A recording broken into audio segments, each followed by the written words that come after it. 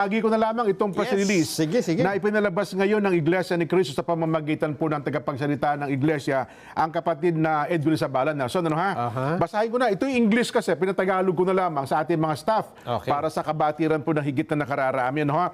Ito po, nakahanda po ang Iglesia ni Cristo na magsagawa ng rally para sa transparency, pananagutan, katarungan at kapayapaan mula po November 16 hanggang 18 sa Quirino Grandstand sa Maynila.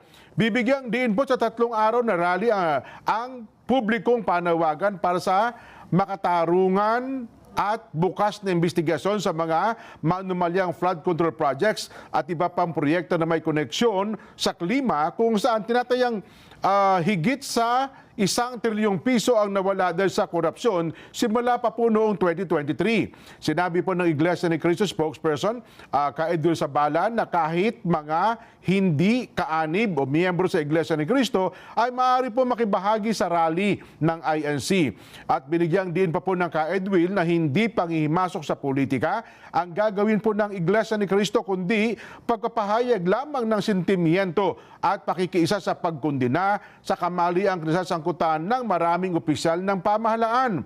Nanawagan din po anyang Iglesia ni Cristo sa pamahalaan na magsagawa ng makatarungan at bukas na investigasyon sa lahat ng pinaniniwalaang sangkot para mapanagot ang mga salarin at maibalik sa kaban ng bayan ang pondong nakuha nila.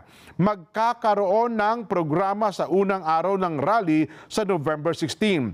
Magsisimula po ang programa sa ganap na alas 4 ng hapon sa Quirino Grandstand. At dinagdag pa po ng ka Edwin na ang inaasang magsasalita ay mga ministro ng Iglesia ni Cristo, pero ang mga hindi miyembro ng Iglesia ni Cristo na ang mga panukalang panunalita ay nalilinya sa panawagan ng INC na maaaring makibahagi.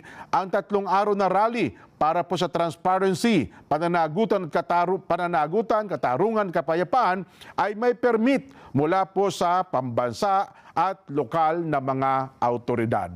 Ayun po ang naging kabuuan ng press release na ipinalabas po ng Iglesia ni Cristo sa pamamagitan po ng ka Edwin Zabala.